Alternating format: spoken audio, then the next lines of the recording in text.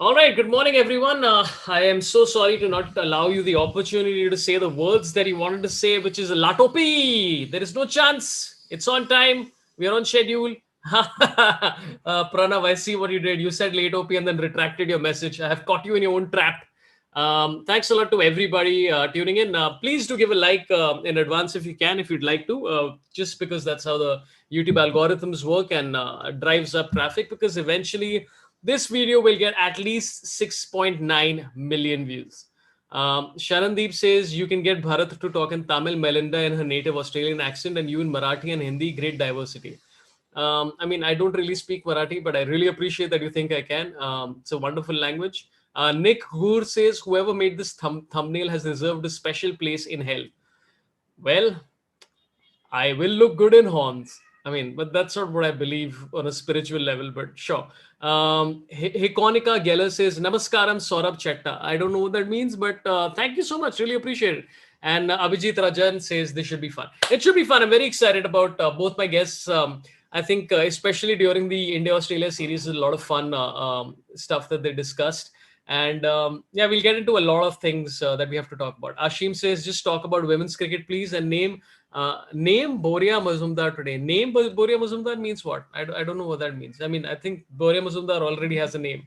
I don't know if you want us to re-Christian him, but I think he has a name, and it's a pretty cool name, which is Boria. I mean, that's a nice name. Hope your family's in it. Okay, I'll just get into what we're going to talk about. I'm going to bring on my guest shortly. This is going to be a cricket-centric podcast. We have a lot of things to discuss about what's been happening in cricket over the last sort of week probably, and also looking forward to what's happening in the future. Bharat and Melinda have been journalists. Bharat used to write for the Indian Express. Melinda was with ESPN Cricket Info. I don't know if she still is. I'm pretty sure is she. We'll ask all these questions. So two prominent cricket journalists who tend to stalk cricketers while they are practicing. We'll get into that as well. Mohit Yadav says, hello, Saurabh, did you just wake up? Yes, I did just wake up. You're absolutely correct. I had a weird night yesterday. Just a couple of things to mention before we start off. One is that we've been doing the show called The Expert. We've done two episodes of it so far. It's basically where I discuss the news and politics and just things that I can't discuss on a YouTube live in current scenario. It's not exactly a political show, but we talk about the news, and every week I write a brand new show with the help of the audience. So it's a really fun show. We've done two episodes of it, and it's interesting because stand-up shows that I've been doing on Zoom have been getting less number of people coming in and giving me compliments about it.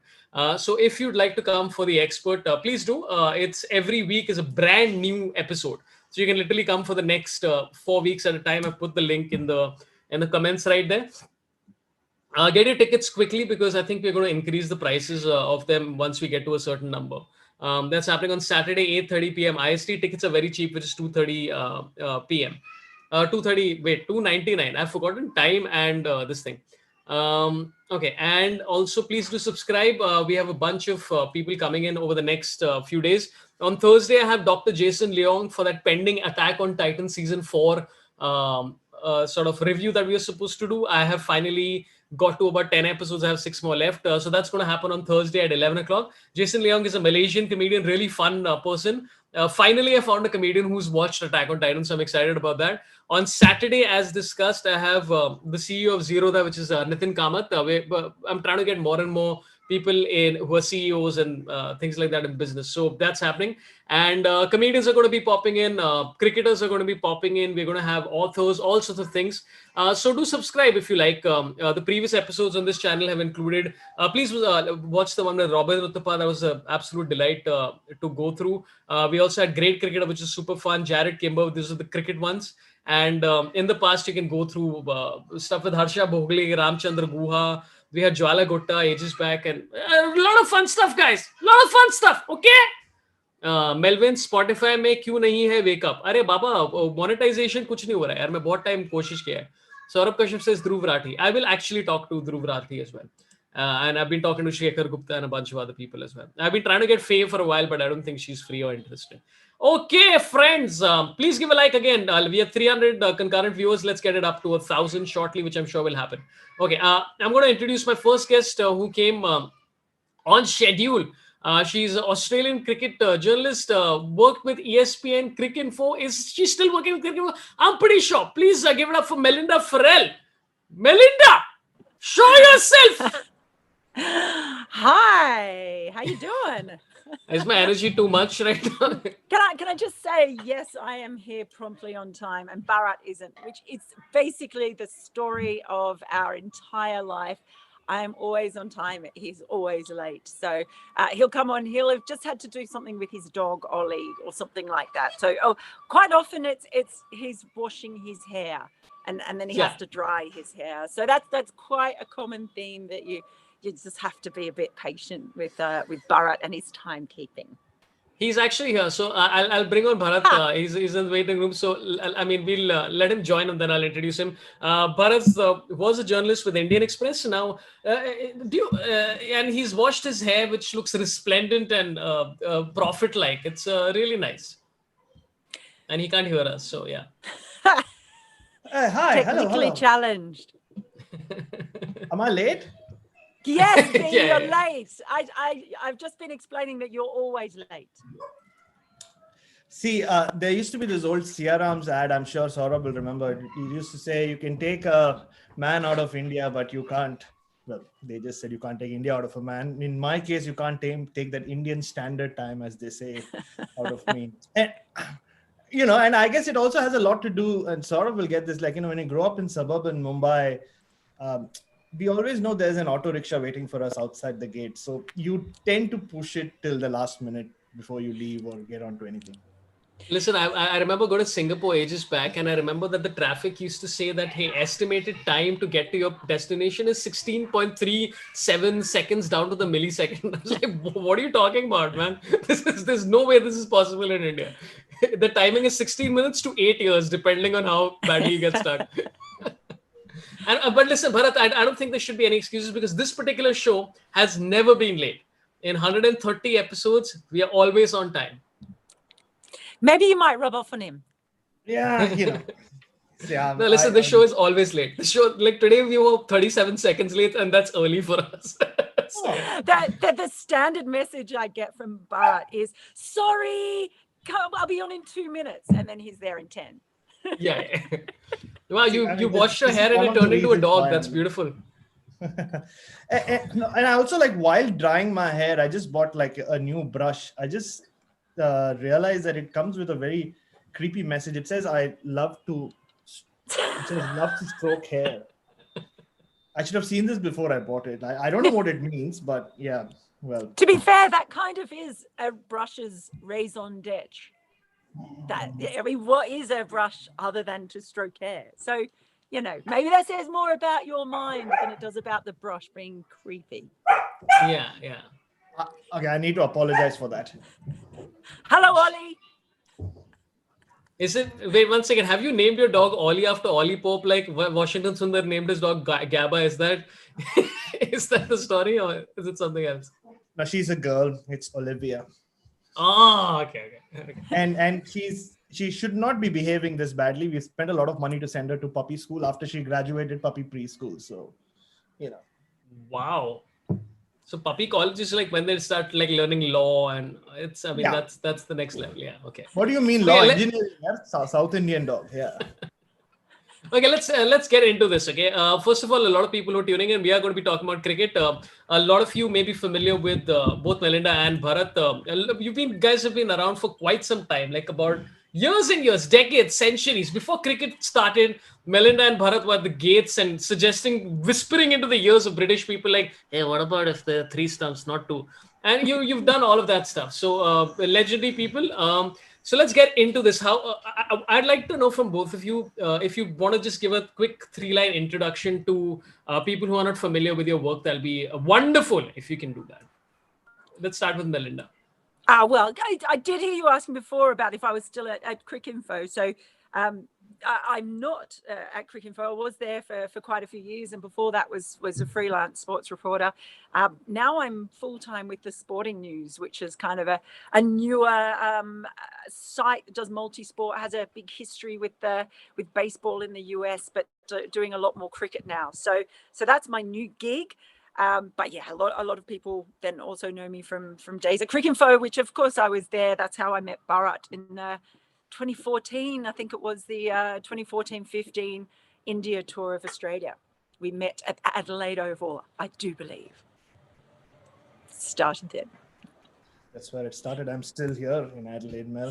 Think about that. Yeah. Well, my name is Bharat Sundaresan. I'm a cricket writer by trade. I used to work for the Indian Express in India, in Mumbai, for 10 and a half years. I got into journalism completely by chance, and I'm still here in journalism completely by chance. I moved to Adelaide here in Australia about 2.5 years ago because my wife left me. This is a great party trick for me. I would always start with my wife left me, and then I would have this beautiful pregnant pause, and then I would say to go study. So I'll be joining her in 2 years, which is what happened. Yeah, it most times it fell flat like it has now, but that's all right. I'm used So I moved here 2.5 years ago. I now write for Crick Buzz, and in the last 6 months, Melinda and I have joined forces, and we are the reigning, defending world tag team champions. Yeah, you are. The good, bad, and the ridiculous. It's super fun. Listen, I really enjoy the analysis and the camaraderie, but I also enjoy the locations, because every time I see you guys, I'm like, I wish I was there. Like, it's just the background of the grounds and all that stuff. So what I'd like to ask you, Melinda, is that did you underestimate Tim Southee as a batsman? That's Like still so the number many 7. teams Yeah. have.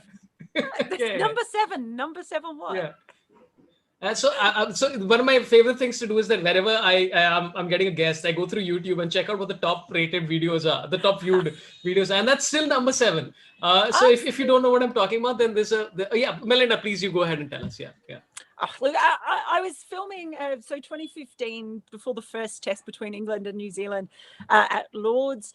I was filming a preview with my colleagues, Andrew McGlashan and George DeBell. And New Zealand had actually finished training, and they were just a couple of them are mucking around in the middle. Anyway, we started filming our preview, and then the next thing all happened very quickly. There was this cry, because they're the New Zealanders, of heads. And the other two ducked much faster than me. Anyway, the ball screamed in. Tim Southee had a big slog. We all know he can hit a lot of sixes. And he badged me on the back, very kindly, came over. He was so mortified, the poor bloke. He came to make sure that I was okay. And incredibly, people were sort of like, why didn't the camera operator warn you? Well, that's because I was the camera operator. I self-shoot this stuff. So I'd set it up myself. And the amazing thing is that I'm so good that the whole thing happened on screen, including Tim coming up and being very apologetic and making sure that I was okay. And I only swore once as well. But what's incredible is that video, it was on television on a few different channels in Australia and New Zealand, and then it was picked up by all sorts of websites as well. And of all the videos I've put so much effort into, so much work and care and love, that I think has had more views than anything else I've ever done and anything else I ever will do. So it just goes to show, look, if I just filmed myself falling over and maybe hitting my head or impaling myself or something like that, I'd probably have a lot more success with my videos.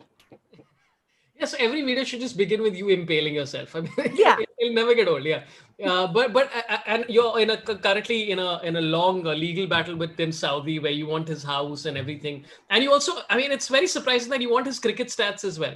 You want you want everything that he's got, all the wickets. But it's a great video, because I like, you're wearing a leather jacket and still the thunk, I remember, because I remember seeing the video when it happened way back in 2015. I'm like, oh, what the hell? And then I saw it again, and I'm like, that thunk when the leather ball hits the leather jacket is beautiful. It is. And so funny thing about this, and it might, stray into the realm of too much information, but the funny thing was I did get a bruise, but the bruise, because obviously I had a bra, and I don't know if you have much experience with bras and their construction, But on the strap on the back, there's like a little round sort of metal loop that holds the top strap with the bottom strap. And basically, it had hit me right on it. So I had a bruise on my back that was 2 strips and a round circle. It looked like some strange mystical tattoo or something. So I didn't have the round cricket ball one. It was basically right on the bra This shows strap. you the ultimate cricket fan. It hit you in a way to create a cricket oval on your back. Yeah, basically. It was Yeah. pretty impressive. He did buy us. We saw him in Bangalore a couple of years later by accident when the 3 of us who were in that video were there for a conference, and we saw some of the RCB players at one of the sort of bars there, and so bless him, he bought us a beer, and we reminisced. Oh, how we laughed at that incident. So it was very, very kind of him. He was very apologetic. Bless him. Yeah. It was very sweet. It was also, like, you know, he shouted heads. He shouted head, right? Yeah. Yeah. Like, and I don't know these cricketers. Like, I know for a fact that if I was standing on the ground, I would have been smacked in my head, because if somebody shouted head, I would be like, what? Stop scaring your nose. Yeah. Yeah. Well, I was actually lucky that I didn't duck faster because I was so slow. The other 2 were like, you know, ninja moves. Yeah. I was like really slow, and if I ducked earlier, it probably would have got me on the back of the head. So it was one time when my slow moves actually probably saved me. Okay, so Bharat, I gotta tell you. So by the way, I just gotta take 2 super chats that have popped in. One is from Sarthak Dubey, who says everything that Bharat writes is gold apart from Sachin, Anadi, Lara, Khiladi. Yeah. I mean, I was never allowed to carry that poster into the stadium. Yeah, 8-year-old Bharat Sundaresan was denied entry into the wankhede because of that. But, I still think it's fantastic. Did they actually deny you entry? The security guard grabbed the poster, tore it, and threw it away. And this is when my father had spent a lot of money to get me a seat in that. This is the old wankhede, right? It was the MIG Pavilion, or it was used to be called. It was right next door to the players. So everyone looked very suited, booted. I was this random 8-year-old. He said, nay, you cannot take this inside. So so the world never got to see my Sachin and Lara Khiladi. Okay, listen, I don't know if this is real, but there seems to be a actual account with the tick. Oh, that's definitely not real. It's an account saying Rishabh Pant, which says, please talk about Rishabh Pant, and it's not the Rishabh Pant. I'm pretty sure that's not. I don't think Rishabh Pant is a YouTuber yet. I don't think so. If he is, we are all quitting our jobs. I mean, there's no point if Rishabh Pant is into this. He's your cousin, isn't he? Yeah, he's my cousin. Yeah, of course. He's my cousin. He's my dad. He's my son. Anything, which is depending on how old you think either of us is. But I gotta. So once again, they ripped apart the poster, and listen, having gone to wankhede for matches ages back, I think we're roughly around the same. I think you're 35, right? I'm 39. Yeah. So I think even if you're 8, I think the crowd would have lost their mind at that. The security guard saved my life. 8-year-old would have been crushed that day. Yeah, this is Sachin at his peak. And I remember the previous year, 1993, is when I went to the wankhede for the first time to watch India-England play, and there was this one English fan who on day 1 sat with all of us, and he seemed to be cheering for India and all that. And then I remember for some reason later on in the day, he asked for the Indian flag, and for some bizarre reason blew his nose on the Indian flag. And then people lost their shit. They were throwing all sorts of things at him. This old English gentleman. So that would have been me if I had taken the Sachin and So we'll delete that part from the YouTube live for later. Okay, so yeah, but weird things used to happen at the wankhede. I used to think back, like Melinda, when I was talking to the great cricketer guys, they used to say that even in Australian grounds, right, some of the stuff that was shouted out was probably not appropriate for television at all now. I remember when we were at the wankhede, we used to say some terrible shit, and in retrospect, I was just like, wow, this is what happens with mobs. Where you just decide that, hey, no ism exists in the world. Let's just get this. And retrospectively, I'm glad there were no cameras back then. It was terrible. Yeah. So was that your experience growing up watching cricket? Was there anything untoward you saw in Australian grounds or anything like that? Well, the funny thing is, to be honest, I watched most of my cricket on TV when I was a kid, because am now in the same town where I grew up, which is about, say, 4 hours drive from the SCG, which is the nearest place. And so it was Mike, a can you big tell deal. us a little bit about your hometown, please? Oh, you mean Orange? Yes, I am the unofficial tourism ambassador for Orange. I can give you all an itinerary for when you come to visit. Bharat has been here and he has had the full Farrell tour of Orange, including, wineries, so which is very, very important. But yeah, so it was a big deal to go to the cricket. And I remember once when I was a kid, I got to go and see a Prime Minister's 11 match at Manuka Oval in Canberra. And I was really young. My aunt was a ladies member in the ladies stand at the SCG. And so my mum and I went with her once, but I can't even remember who was playing because I was really, really young. And other than that, I never actually got to go and see cricket because it was just too far away and, expensive. And so it was something that I've basically just really watched. And also probably being in the ladies stand, the only thing I could really remember of that was that they would do a Mexican wave, and then the tradition was the wave would go around, and then get to the ladies stand, and a few people would do it, and then the rest of the crowd would yell out, "We love the ladies," like this. But then it would get to the members stand, the next one across, and of course, being members, nobody would do the wave, at which point there would be a big boo from the crowd and the chant would be, "Members are wankers." So those two chants, "We love the ladies," "Members are wankers," they're the two real things that I remember from when I was a kid. And I don't remember who was playing, but I remember those two chants. Well, it's so great. Like if you're a member, right? Even if you want to stand, you're like, hey, I don't want to mess up this momentum. This is like I gotta like let them go with what.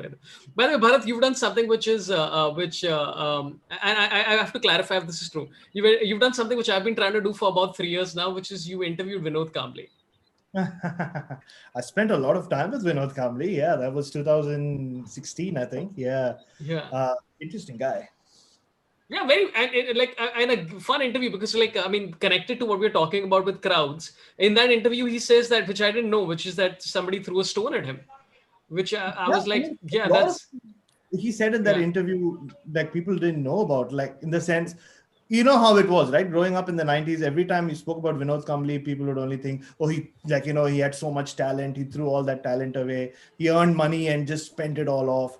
But then I didn't realize that even after he started playing Test cricket, he was still staying in the Kanjurmarg slum area where he would wait in line to get into the toilet. And just because he was a Test cricketer, they would be like, no, you go in first into the toilet. You have a Test match to play. And how he would take his, what is that bike called? The Kinetic Honda. That was the Kinetic Honda, and park it right next to, Azhar's Merc, and those things. There's so much about Vinod Kambli we didn't know, and he's just we met him in Bandra, very close to his house, and he kept talking about how his life has changed since he stopped drinking, and and while of course I and Sriram Veera, my ex-colleague, we were having cocktails. I have like we've done some crazy things that way, Sriram Veera and I. We also did an interview with Ravi Shastri where we were drinking beer and he was having lemonade or something. So we took that as a badge of honor. So, but Vinod Kambli was just, and to hear him talk about how things started spiraling down in his life, I remember I kept saying, why have you taken so long to not talk about, this? Like, you had all this time, people have said badmouth to you for so long. Why has it taken you so long? And then, and then we used to stay in touch for quite a while after that interview. But then I think now he's back back in the mainstream. He takes care of Sachin's academy, and so he's back in business now. So it was fascinating talking to him. Yeah, so that's funny you mentioned Bandra, because I love Bandra. That was like my favorite part of Mumbai. It's a great part. Which is what every outsider says about Bombay. Yeah.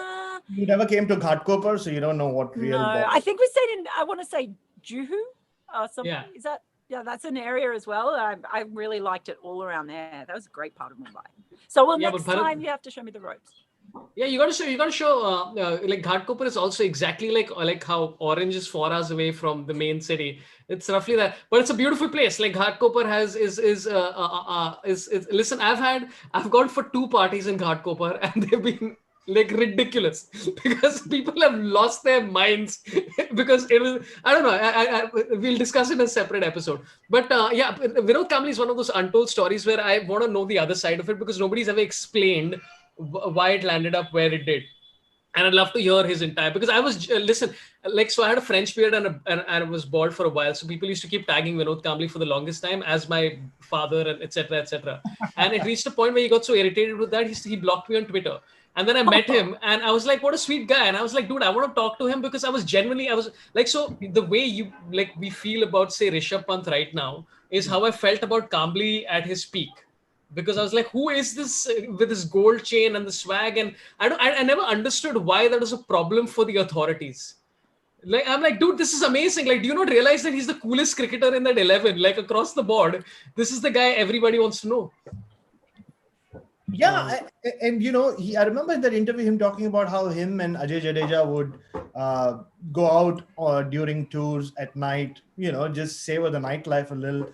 And they would get pulled up, and he was like, but then I would also spend a lot of time with the Aussie cricketers and the South African cricketers, and they loved me. They loved having me around, and I never understood, like, why is it that we're both playing the same sport, but they're allowed to stay out and do whatever, but Vinod Kambli can't hold a glass of alcohol in his hand, and then, you know, if he does that, he becomes a. But it's strange though, this thing about Indian cricketers, Saurabh. Even recently, a few months ago, I wrote about a cricketer, and I just mentioned in the piece about, there was this great anecdote he said, which involved him having 2 shots of vodka. And then later on, I was asked to take it out. He said, nah, maybe, like, you know, the sponsors. I'm like, you're an adult, you can have alcohol. But it's just weird thing about, and this is back in the 90s when, you know, it was the Tendulkar era. Like, I think at some point we wrote in that piece, like, how he was, for the longest time, he was Bharat to Sachin's Ram. But if not for Tendulkar, I don't think Kambli would have been judged that way. He was always the, you know, the black sheep of that family. He was the bad brother. I mean, the brother, it was always like, why can't he be like Sachin? You know, not just on the field, but off the field. I think that played a lot of against him. Yeah. Okay, so I know we have less time with Melinda, so I want to get into, and listen, we got to discuss Kambli at length, Bharat, because there's a whole this thing. We have to get into this, and I just want to take a couple of super chats and then come to the topic that united us, and that's the topic of our WhatsApp group. But I'll just take a couple of chats. Abhijit Rajan says, Melinda, great fan, most authentic and warm person. Oh, thank you. That's a lovely thing to say. I'll take that any day of the week. And Chirag Shetty says, why do great tests always end with Aussie defeats? Gabba, 05 Ashes, Eden Gardens, Headingley. Does it mean Australia choke under pressure? I think it's because we enjoy Australia losing that makes it legendary. I think you're onto something there. I'm lucky to have been there for a couple of those. And I actually don't get upset. People find this really hard to believe, but I'm really not very partisan at all. I love a good test match. I often end up sort of hoping that the underdog sort of does really well, or that it's a close test match. So Headingley is still up there. That was up there with the SCG. I think Headingley pipped it for me, but the SCG was incredible as well. Okay, so we have Rajat who says, could Melinda elaborate on why she feels let's get into this. I mean, the questions come. Let's get into this and then we can come back to what we want to talk about. Could Melinda elaborate on why she feels the BCCI asking the ECB to bring forward the England test series to accommodate the IPL would open a large can of worms? Yeah. Well, it would. And I mean, the most recent reading that I've done on that today has suggested that it's been around as a suggestion, but perhaps not a formal request has been put to the ECB. I know I'd read that they said they hadn't received one. Yeah, it would open a massive can of worms because, you know, they've sold out stadiums. They've done big deals with Sky. They've got the 100, which was put off for a year, both the men's and the women's tournament. And they've structured so much of their summer around organizing that as well. And there's also, I mean, it's a pretty packed calendar with the T20 World Cup on then. There's a huge knock-on effect for all of that. There's so much planning that goes into that, with sponsorship, with broadcast deals and everything else. So, you know, it would be a huge thing. I think there would be a lot of pressure locally for the ECB not to acquiesce to such a demand or such a request if it was made. It's really unfortunate. I mean, I would have loved to have seen the IPL played all the way through, and I still think, you know, if they had decided to play it and be you know, a bit more perhaps cautious or play it safe and hold it in Dubai again this year, then they may well have been able to get a full tournament underway and still been able to play for humanity and all the fans in India if they'd done that.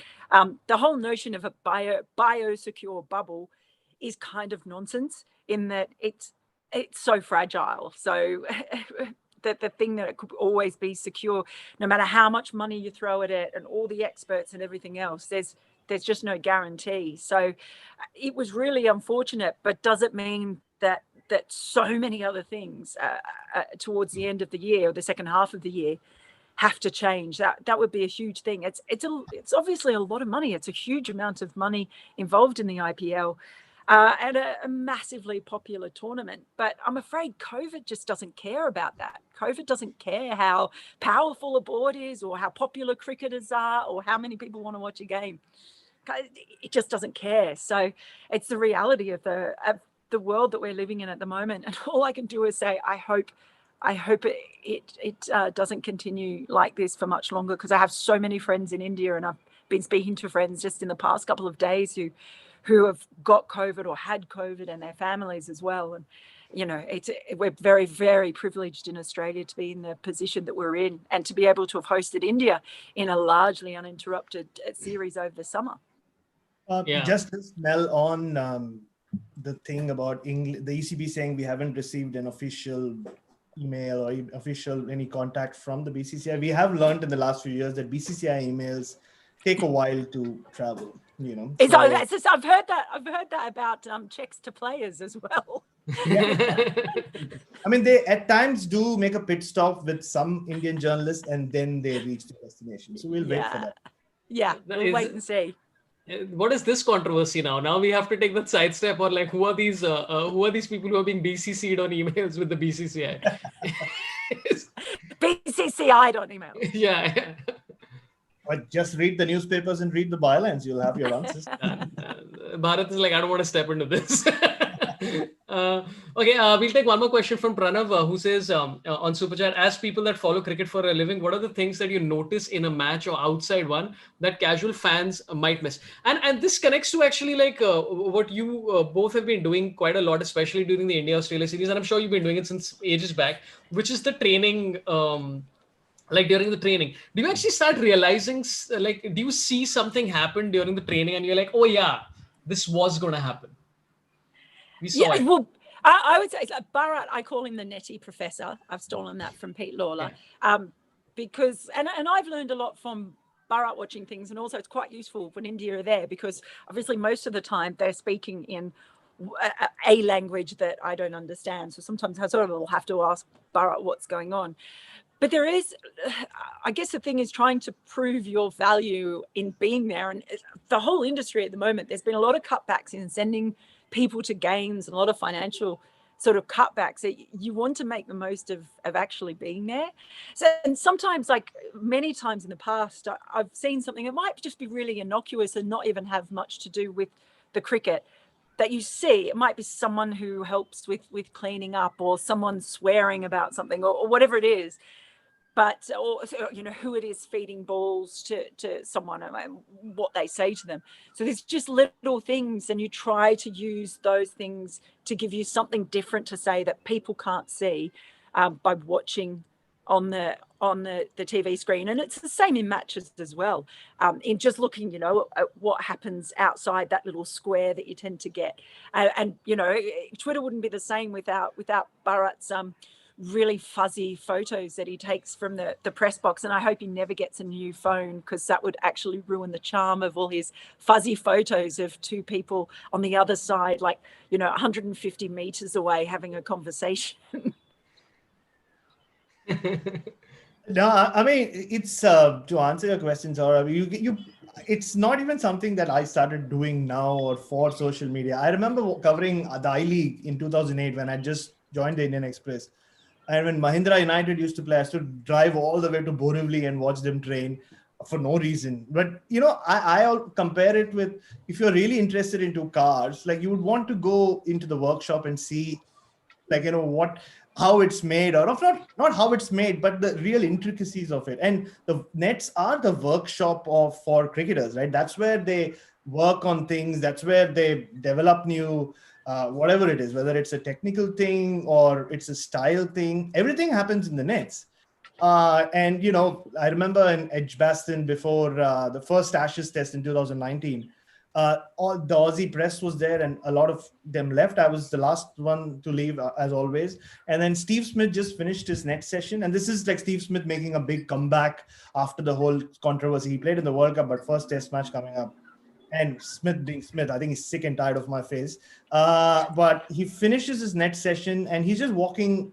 And at Edgbaston, the nets, the indoor nets are at it almost looks like they're in the basement. So you're on the first floor, like on the balcony. It's like a zoo.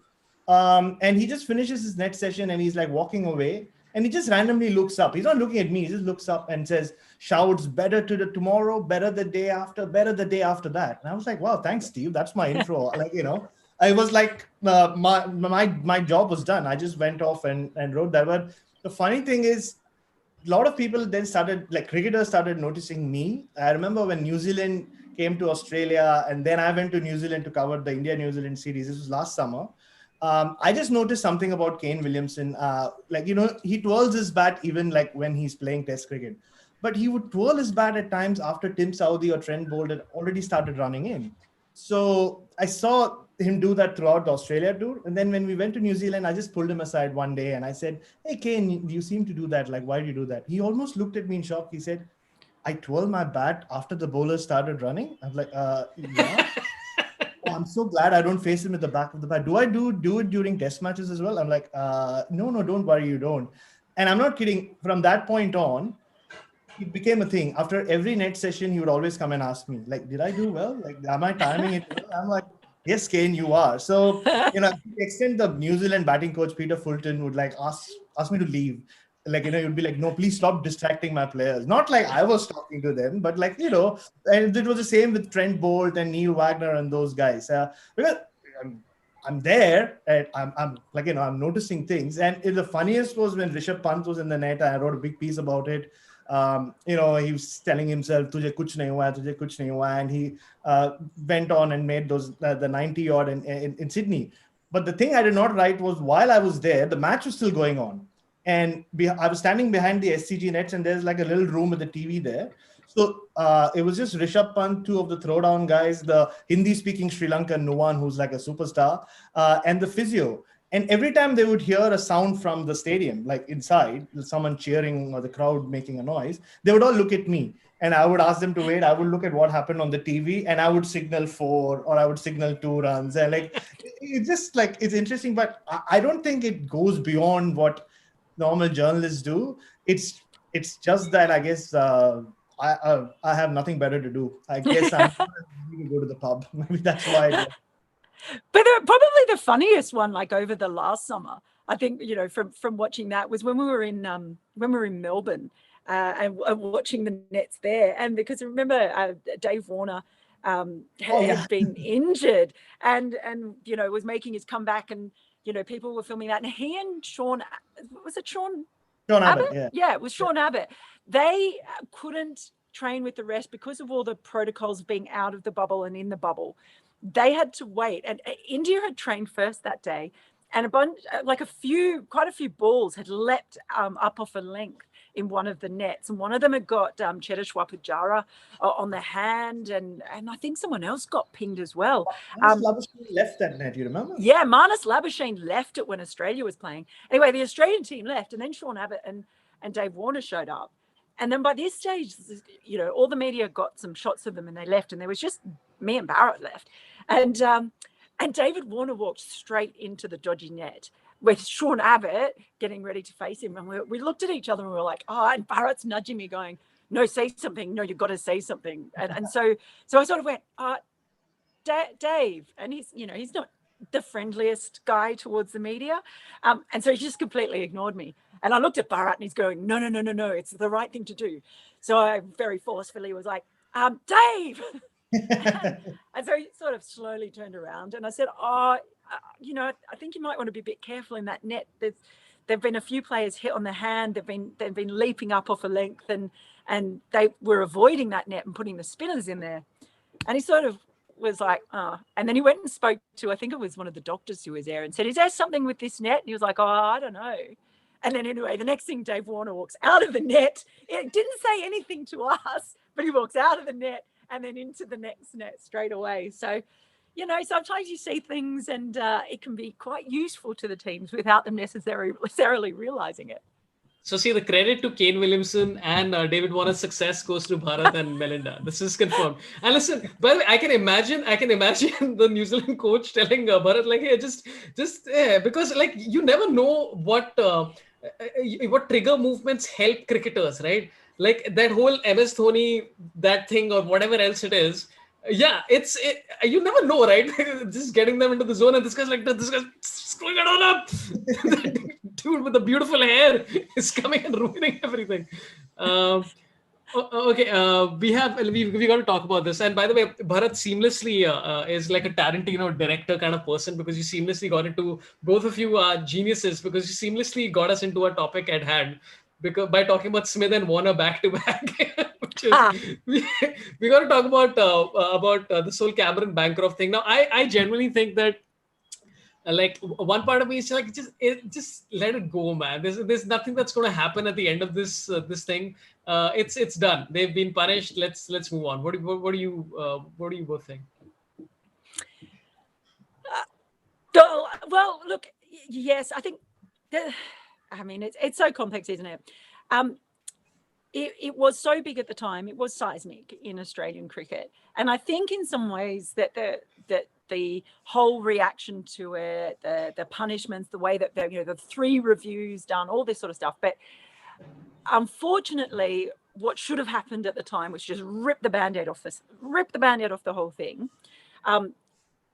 Possibly, we'll get the truth actually out there to all the questions. It didn't happen in isolation. There's only been one breach since. So we all know that ball management has wandered into illegal territory, certainly pushed the boundaries by many teams for a long time. Sandpaper itself was egregious. For me, the worst thing was the untruths that were told in the wake of it, and the cover-up, as they say, is often worse than the crime. It was all just handled so badly. Now it almost feels like it's too late to go back and revisit it again. But it's because of the way it was handled at the time. I think it will continue to fester. It'll happen when everyone's expecting David Warner will write his book, especially with his manager making various comments.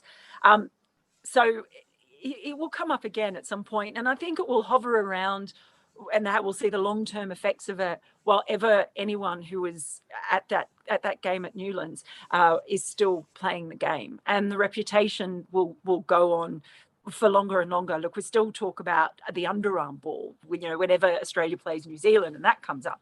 So I think this will for a long time as well.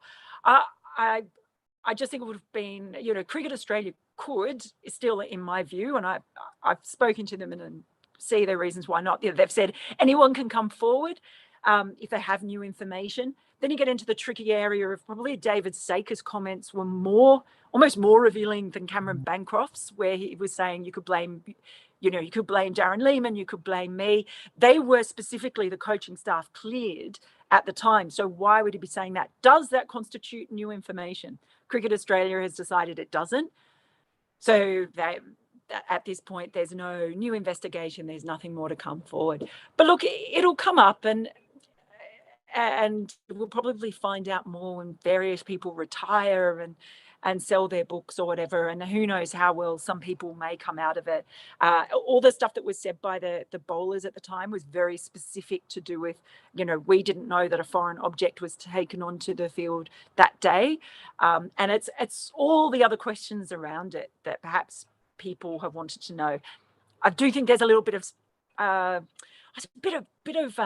almost sanctimony when it comes to it. If you were to open up every team and say, look, tell us, have you ever done this? we'd probably find a lot more and players that we might not have suspected that where that's happened over the years. And that's not excusing at all what happened in Cape Town, but by any means. But there's sort of this thing, especially now that you can't have saliva shining the ball. I mean, I love reverse swing. I would actually love to see it if those laws were perhaps relaxed a little bit, so that, you know, we could still have some reverse swing in the game, because I want to see it disappear. So it'll come back up again. It'll fester up. It'll be other people coming forward saying their new things, a book being released, and we'll go over all this ground again. And I feel sorry for some people at Cricket Australia, because there's been a big turnover since then. Maybe it would be handled differently now. I don't know. But the way it was handled at the time, the press conference afterwards was a disaster. And the reviews were, first review was, you know, very quickly held, probably not expansive enough. They didn't speak to everyone. The mess that sort of was created then has, I do think, kind of led to this bubbling up again and again, as it will continue to do for years. I just believe that you never wake up a sleeping scandal. It does no one any good. And I think, like, one thing I've learned after, you know, moving here to Australia and living here is Australians generally don't seem to let go of any kind of controversy. In India, this would have been forgotten, like, you know, 2 months after it happened.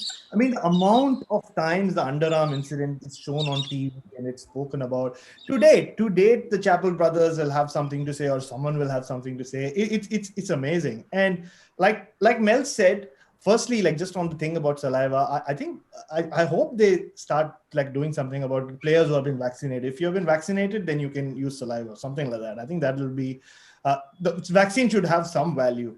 But no, but the vaccine, I mean, you can still be a carrier. So they can't, like, that's the assumption, right? Yeah, that is true as well. Yeah, so I mean, you should allow some other bodily fluid. Just carry it in a bag separately.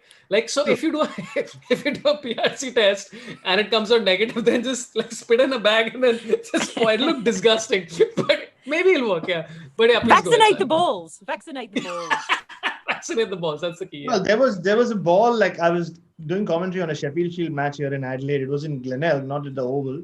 A ball actually went into the men's urinal, and you know, they thought the ball was lost, so they brought in a new ball.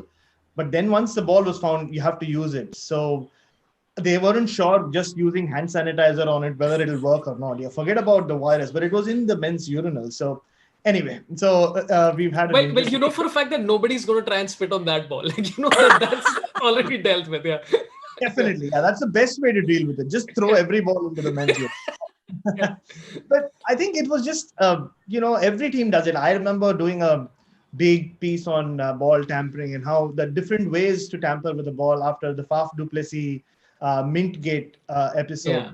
Was still with the Indian Express. And a former Indian cricketer told me that when they were on tour in 2003-04, pretty notable Indian cricketer had told the rest of the team that by the time the ball goes from keeper to bowler, it should pass through at least 4 or 5 hands, and he had taught them how to just kind of scratch it in a way where the umpires can't make out. So it's like every team has done it. I've heard that the South Africans at one point, every time the keeper would collect the ball, he would collect it so low to the ground in a way that Ollie's against ball tampering. He would do it in a way that, you know, the ball gets scratched a little bit. So there have been so many ways of doing it. I, in fact, had interviewed the great Sarfraz Nawaz, who guys the inventor of all this. So he had some fascinating stories as well. So it was not that big a deal if you think about it. I think the whole man sticking his hand into his underpants in front of the public glare made it much worse than anything else. Like, Shahid Afridi was biting the ball. Actually worse than what Cameron Bancroft did. But I think it was they messed it up by allowing Steve Smith to face the media. If it was any other team, with India, I can tell you, having covered Indian cricket, it would have been the fielding coach or a reserve player who would have come and kind of said, I don't know what's happened. We are looking into it. Or, you know, they should have sent the coach, or not Darren Lehman, one of the support. Why do you carry 9 to 10 to 15 support staff members if you can't send him or her to a press conference on that kind of day? So that you should have just sent the person, said, oh yeah, it looked bad, we're looking into it, end of story. The player gets 1 match ban. And yeah, you move on. But and one thing we've learned sort of in any relationship, right, especially with your partner, you have to set the bar pretty low. If you set it as high as Australia have done with this whole elite cultural review and all that, we saw it with Tim Paine and him calling Ashwin a dickhead. Like every Australian calls every other Australian a dickhead pretty much once every 3 minutes. Yeah. So I don't think it was that big a deal. But because you've set the bar so high, you've said that no, we are like this clean, Puritan side. We won't do anything wrong. An Aussie captain calling someone a dickhead just becomes such a big issue. He has to apologize for it. It's just too much, in my opinion. I'm just waiting for, I think, the whole group of everybody who's in that squad. I think there's going to be a run to figure out who's going to retire first, just for that book. Right? I think the retirement is going to be prompted by, hey, I got a $3 million offer. See you later. I'm done. But one part of me does, I think there's, I mean, you guys you both obviously know way more than I do about the subtleties of people figuring out things. And I think right now Wasim Akram's that old video was shared by Ashwin of the reverse swing, and I was like I haven't seen this in a while. I haven't seen a batsman just go like, what the fuck? And you want to see that. You want to see that, as opposed to them just talking. Like sometimes when a team scores 220 in a T20 match, I'm like, I wish that the last 2 overs there was Wasim Akram bowling with a reverse swing ball just to silence them a little bit. This is too much. I mean, especially when the way Shubman Gill treated Mitchell Starc in that Gabba test, whether you were an Indian fan or not, you wanted you wanted Starc to bowl that reverse swinging Yorker and but he couldn't. I mean, not just Starc. We haven't seen reverse swing, like Mel said, in a long, long time from anyone. And I just say make it legal. I mean, use whatever you want. It's a ball. I think at times cricket just overdoes the whole, sanctimonious nonsense about whether it's mankading, or we can't say mankading anymore. But if it's just running, doing what Ashwin and Murli Karthik do. Let's just call it that. They just the spirit of cricket, and the ball shouldn't be tampered with. The white should always be tucked in. I think we have to move on from all that. Melinda, do you agree? Do you think that at the 46th, let's say 78th over, if the team has lost only 3 wickets, the umpire should just come on and set with a set of new balls, just like all the various items. There's sandpaper, there's Vaseline, there's mint, take whichever one you want. Well, I saw Damien Fleming was suggesting he thought that they should allow chewing gum. Was something that he thought they should allow. So maybe look at a great sponsorship moment for the game where you could have specifically, this game is sponsored by this brand of chewing gum, or Murray Mints make a comeback as after the famous England tactic using Murray Mints. So that you could have various sponsors of items used to make the ball swing. That's a huge marketing opportunity that cricket's missing out on. So bring that back, I say. Maybe not sandpaper manufacturers, though. That might be just taking it a little bit too far. Yeah, but in fact, Mel, it's after that whole mint thing, right? I was told that a few Indians who had played in county cricket and saw Murray mints being used, after they came back, there was this whole thing in the Ranji Trophy where they said we need to find out which Indian mint or Indian toffee works the best, and they apparently found out that Alpenliebe is the best. It creates the best amount of lather in your mouth, and then it's used. Wow. So Alpenliebe was being gobbled up around Indian cricket circles for quite a few years. But also, like I was discussing this, so you can't. There's not a foreign object, but what's the difference? What if you had a shirt that was quite rough? For example, or what constitutes a foreign object? Because if you throw the ball back and you throw it into the pitch or whatever, well the pitch is not a foreign object, and yet that's still not allowed as well. So it's all there's so much that's intangible about it. And my sort of go-to with cricket is generally, how much sense does this make if you explain it to a non-cricket person? You try to explain the vagaries around what is allowed with ball management to a non-cricket person, and they'd be like, what? The same thing goes with not the M word, the running out the batter at the non-striker's end.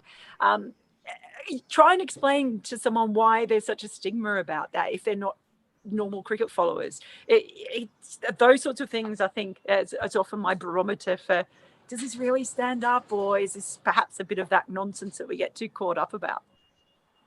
I think it's when the team just needs 2 runs to win. yeah. Sunil I Gavaskar calls it maintain that. Browning. Well, I've always maintained that every time that a batter gets run out at the non-striker's end by the bowler, I maintain that somewhere a fairy gets its wings. It's a beautiful thing. Yeah. I still don't understand how this is a debate. Like, just run the person out. I don't get this. It's one of those things that right from the start I've never understood. And it's just run them out. Just call it a run out and move on, and stop having your ethical dilemmas about this stupid thing. And also I think Ambuja Cement should or Alpenliebe, as you said, is the sponsor for getting extra swing in the Ranji Trophy. Okay, we are up to about 1,000 concurrent viewers. I think Melinda has 5 minutes more. Melinda is good. Oh yeah. I'm okay for now. Okay, you can just ping me whenever you want to bounce, so we can keep a seamless exit with no issues. Okay, we have, so please give a like so that we get this up to about 1,500 likes, etc. Okay, we have a question from Kshitij Sharma, who says, why Test Championship final shifted from Lord's first Test Championship final should happen in the Mecca of cricket.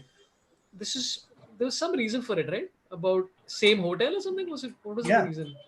Yeah. When they decided to move it, I think this was still when the UK was in lockdown, if I'm not mistaken, and Southampton just has, like a lot of the stadiums in England, test grounds in England, they have a hotel attached to the ground. So Southampton being one of them. In fact, the press box in Southampton is also one of the hotel rooms, isn't it, Mel? Yeah, it is. It's quite weird. I once snuck into a room nearby and had a sneaky snooze. Don't tell anyone that. I think we've all done that at some form of office, which is it. Okay, so that's an answered question. Karthik Neelakantan has a super chat question. Has Aussie TV commentary of late become an ex-players club who feel emotionally attached to the 11 playing? I miss the Channel 9 team of yore. Now, how much of this is just that anything in nostalgia is great and anything currently is bad, versus actual thought? What do you think?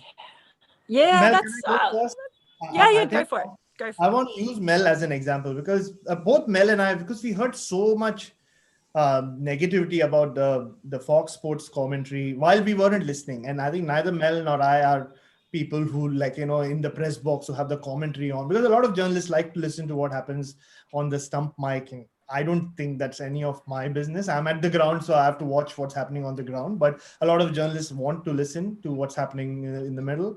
And the commentary. And there was a lot of criticism on Twitter about the Fox Sports commentary, and we didn't have a say on it. But then the last Test match, Brisbane, where neither of us could travel and we watched it from Sydney, I remember us chatting about it. We were like, it's not that bad, to be honest. Neither Fox nor Seven. If you actually sit and listen to it, it depends. If Shane Warne is on with some of his mates, then it gets very matey, very blokey, and if you are listening to it from the outside, you might not even know what they're talking about. They're talking about NRL clubs and all that. But if Shane Warne in the right mix, or generally most other like when Isa is on commentary, or a lot of them, I think it's pretty good. And I think the Channel 9 thing does come from like nostalgia, like it's like wrestling, right? Everything that happened in the Attitude Era and on WWE is the best. Nothing can ever compare to it. And it's for Saurabh and I in particular, especially growing up in India, Channel 9 was we knew about Australia through what Tony Gregg and Bill Lawry said, right? I remember when the internet came to India for the first time, the only website I knew was 9msn.com.au, because they used to keep showing it on TV saying you can buy this product, that product. So I remember this kid in my building got internet for the first time. I was so excited. I'd written down 9msn.com.au on a piece of paper. I rushed to his house. His dad said, no, you can use 5 minutes of the internet. I typed the thing in, and then I didn't realize that at that time, there was something called Students Internet, which had no graphics, just text. And I went on it. I'm like, dude, what is this? Like, this is nothing like what they show on TV. So our exposure to Australia was Channel 9 commentary. So I think for us, it'll always be special. But you know what? It's not that bad, Fox and 7.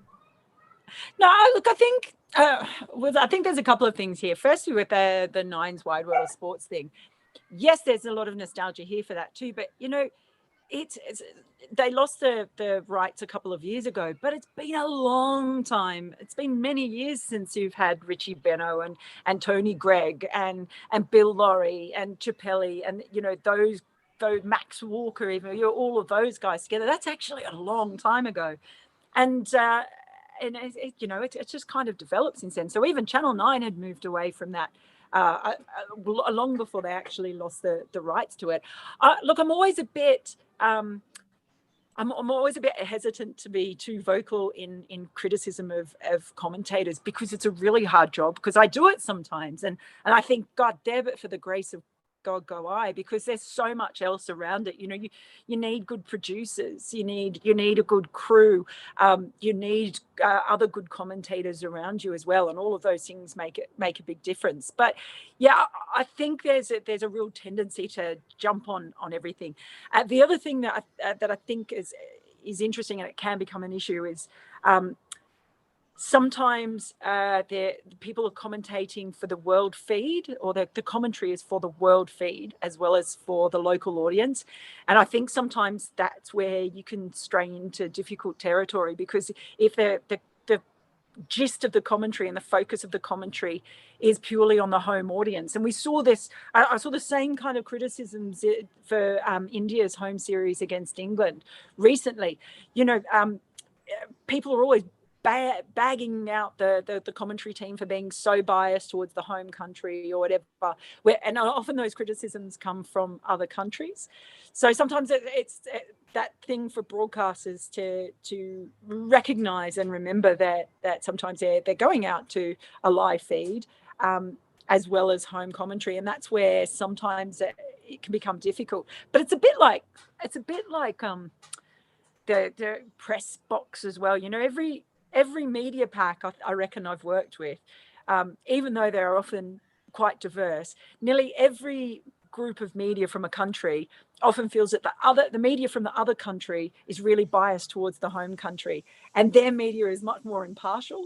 And I see that like everywhere I go, and I think sometimes it can be a bit like that for commentary as well, because throughout the world there might be that feeling that that commentary in that country is so biased towards the home team, but then they think, oh, ours is so much better, and it just sort of goes round and around in a circle. And a lot of that is also predetermined by our own conscious bias, perhaps, as an audience in how we feel about the teams. Also, I'm assuming you have more information about your own, or your own country's players, right? Because you're interacting with them a lot. You've seen like the local, an Indian commentator would probably know way more about Shubman Gill's entire history than a foreign commentator, and that applies to Manish Labuschagne. It applies to anyone. So you're obviously going to be talking about things that you know more about. If there's some when Mohammad Siraj made his test debut. The Indian commentators had way more information to talk about him as opposed to the others. I mean, I'm sure that's. But Bharat, please go ahead. You were saying something, yeah. No, and you're absolutely right. And I think as journalists, especially, and Mel and I have spoken about this a lot. I think there are some journalists who really go after the commentators. Like, if you think about it, commentary is not for people in the press box. It's for the fans. So even if it's slightly more generic than what you like, it's fine. I think till the time the information goes out there, and for every one person who goes onto Twitter and smashes the Indian commentators, the Star Sports crew, there are at least 1 million who actually enjoy, they are the sound bites they get from those commentators is what they thrive on. So I think we get too easily obsessed with running down commentators, and I'm with Mel. It depends so much on. I was doing Sheffield Shield commentary here. It depended so much on who was with me, because there were some guys who didn't know me, and I technically know more about the Australian cricketers than they did, but they kept asking me about the Indian team. So the Indian team's coming, it'll be great. But yeah, dude, let me talk about Manish Labuschagne. I think I know a little bit more about him than you. So it depends a lot on who you're doing commentary with. And yeah, it'll always be an ex-cricketers thing, though. We've seen it in India. After Harsha, there is really no non-cricketing commentator who's come through. I don't think that'll happen either. It's the same here as well. It's mainly former cricketers, mostly all former captains except Michael Clarke, but it'll always be the case. Yeah, I think that's two-way. Obviously, it's difficult now with COVID because of the restrictions in travel. But the best commentary teams, I think, are diverse commentary teams, where you have, you have someone from, at least one person from the touring country, or you have people with really different views. You might have someone who's had a lot more involvement with Sheffield Shield cricket in Australia, for example, so they've got a real idea of what's happening at that level. So yeah, having a diverse kind of team in commentary, I think, is really good. So you don't just have, people all with the same amount of knowledge and experience in the same area. I've always enjoyed the idea of having somebody who's an absolute layperson, just pop in and I think they tried it ages back with the World Cup with Mandara Bedi, but I don't think they created the layperson thing as clearly as it should have been, because I think it's far more interesting. I've had this idea for a while, which is that I want to start going to see cricket matches with people who are not fans, because that would be far more interesting than this person I love, and then why is this person doing this? Is way more interesting. Yeah, but okay, you should watch cricket with my mum. Then in that case, you'd have a great time watching cricket with my mum. Her comments are hilarious and often quite on the money as well, but it just makes me laugh. Listen, my son, I've started introducing my kids to cricket, which is great fun, because my son the other day asked me, he's like, Papa, there are 11 players, but why only 10 of them get to bat effectively? And I'm like, yeah, it's a fair question, right? I mean, it's a very basic question, but it's a fair question. Okay, we have two super chats, and then I got to get into one thing, which is Sandeep Mokarala says that cricket-wise, India has overtaken and beaten Australia, is accepted by all. Okay, we'll come to this afterwards. I got to talk about this whole issue with the BCCI not paying the women's cricket team after being runners-up in the World Cup, and it took till now and took till somebody to investigate to get that done. I'd love to know what both of you think about this and how it was handled or mishandled, as the case may be. Well, first of all, it was brilliant journalism by Izzy Westbury of the Telegraph in England, and it is interesting that it took an English journalist to sort of uncover this and bring it up. And as public interest journalism goes, it had a great result, because very soon after she published the piece, then there was an announcement that the women would be paid the prize money that they won at the T20 World Cup last year. There's been a bit of whataboutism sort of come through this as well. Let's just say, it's bad. It's a bad thing not to pay players money that's owed to them in a tournament they won, especially as I think the ICC released it to the BCCI within a couple of weeks of the tournament, although that's not what was apparently told to some of the media in India. But it's a bad thing. We can all appreciate that, because any of us would be slightly ticked off if we weren't paid for 14 months. That goes without saying. And a great result for the story that now looks like there will be. There's been a bit of whataboutism with people going, oh yeah, but that they were late paying some of the men with this, or they were late with this payment. But look, let's face it, that India's women don't get paid a lot. Not only that, they have hardly played at all in the past year, and they also don't play enough anyway as far as tours go. So that means that they don't get as many match payments. They don't have an IPL to earn lots of money in. All around, they don't earn very much money at all. So not getting paid thousands of US dollars is a really big deal for those women. That probably wouldn't be as big a deal, that amount of money not being late in being paid, to any of the Indian national men's team would be. It wouldn't put them in it wouldn't make a difference to their life financially, I would imagine. Still wouldn't be right, don't get me wrong. But there's been a bit of a whataboutism trying to derail it and go, no, it's not a gender thing. Well, it kind of is, just from the base point of they're not paid that much money anyway. So this becomes a much bigger deal to them. So great work from Izzy in highlighting it and getting it out there. And, cricket, pay your players. pay your players. They're the ones who make people watch. None of us would be here without them. So pay your players. Okay, the last question we have to get to Melinda before you leave. This is the last thing, and this has been somebody called Rishabh Pant. Obviously not the real one because he's been very vocal. There's been comments which just said right now saying, "Final warning, talk about Rishabh Pant. Final warning." It's like, what's going to happen, man? Wow. Are you going to dislike the video? What are the repercussions if we don't talk about Rishabh Pant? This is what I would like to know. Maybe he's a no. Yeah, sorry. Go ahead. No, just to be fair, like. I was worried that Bharat and I were talking about Rishabh Pant too much because we were always talking about him. I find him to be just like, I love a character in cricket. I first interviewed him when I was in India. I think might have been 2017 during that IPL, and was traveling around, and someone had suggested, I'd heard of him because, obviously it had those big Ranji Trophy scores. And someone said, "Oh, we can set up this interview through Delhi." And I was like, "Okay, great." But didn't really know too much about him except for those scores. And we did the interview, and I walked away from it laughing, going, I think he was 18 at the time. And I was like, that is the most confident and the cheekiest 18-year-old I reckon I have ever met in my life. And we were just laughing about it because it was like, he was a kid, and he just had so much confidence that he seemed much older than, because often when you interview teenagers, it's really hard to get more than a few words out of them. But it was very entertaining and cheeky and fun, and so I was rooting for him when he sort of made it into the India team, and I was so stoked for him in proving himself to be perhaps more than some people expected him to be. And he's just an incredibly exciting cricketer. I remember the first tour, the previous tour when he came out, one of the Australian journalists sort of asking, I think, Virat after one of the tests, "So Rishabh Pant, is that him? A bit of a slogger, what you see is what you get."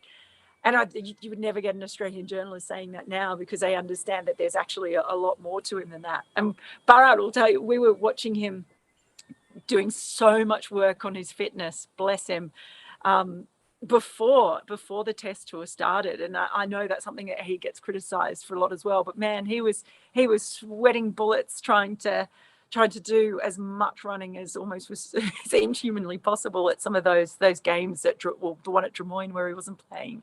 So yeah, I enjoy watching him, and I'm excited for him that he's able to show the world that there's a lot to him as a cricketer. Super, Melinda, I know you have to go. Thanks a lot for your time. I really appreciate it. Please follow Melinda on YouTube. Really fun channel where Bharat and you, the link will be there. And Bharat and we will continue this conversation. Melinda, anything you'd like to plug before you head? Anything you want to tell people to do? Go check out some of my stories at the Sporting News, because that's where I'm working now. Thanks so much for having me. It's been fun. My pleasure. Thanks a lot, Melinda. Really appreciate it. Have a good day in Orange, which is 4 hours away from MCG? SCG, and you're welcome anytime as well. Come and visit, and I'll take you to a few wineries. Oh, that's all I need in life. Yeah. Thanks, Melinda.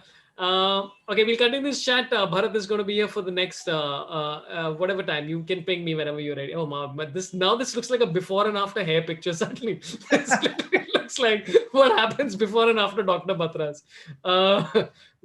So we had a couple of questions popping in, and they're for you. Sorry, I'd save them right here.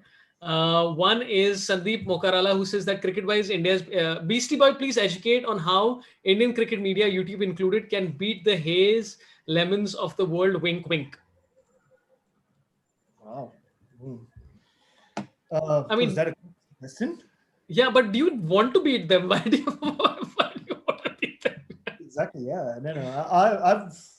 Journalism is not as competitive as people make it out to be. This whole thing of he's the best writer, she's the best writer, she's the best.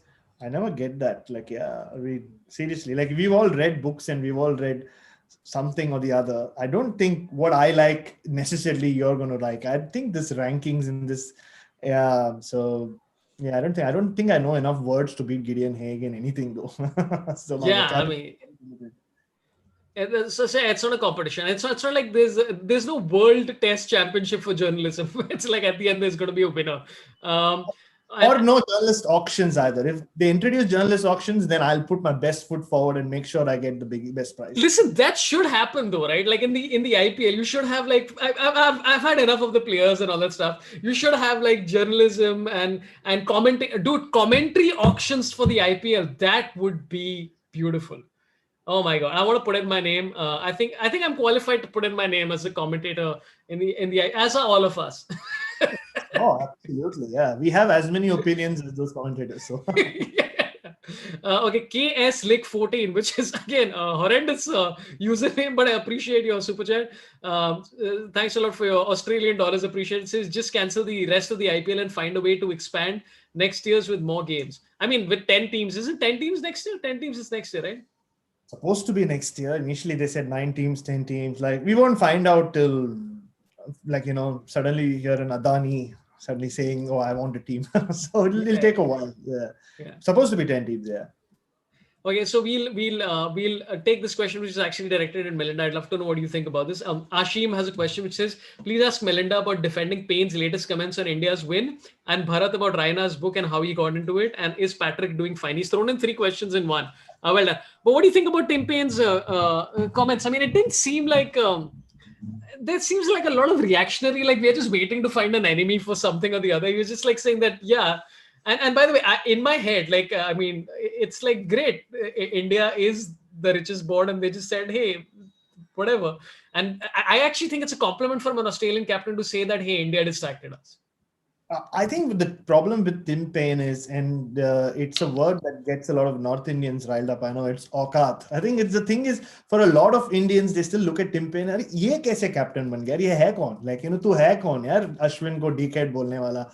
I think that's a big problem with Tim Paine, because if you think about it, he's not a superstar. He's never really done anything great in a test match involving India. He played those 2 test matches in India back in 2010 and got his highest score. I remember covering one of those games. He was batting beautifully. But, he like, you look at Australian captains, you always wanted to hate them, right? Ricky Ponting and Steve Waugh, Michael Clarke, and all of them, one after the other.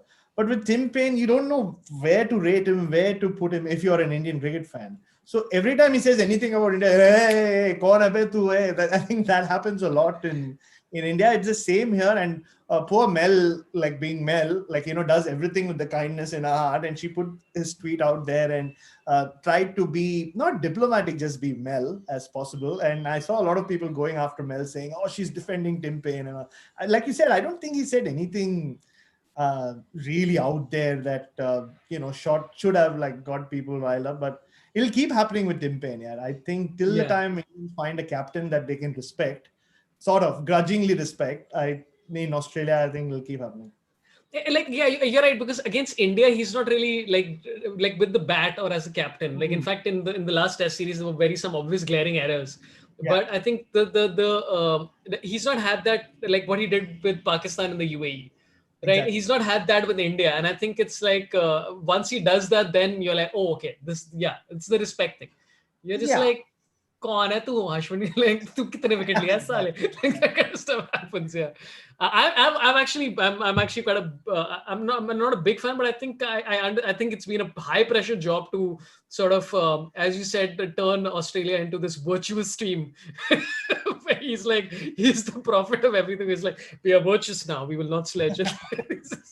Especially from when he was named captain to now. I mean, it's been spoken about so much. He could easily have been working for Kukubura now. Like, the fact that he's a test captain. I don't think anybody's life has changed as much as his has changed in the last 10 years in cricket.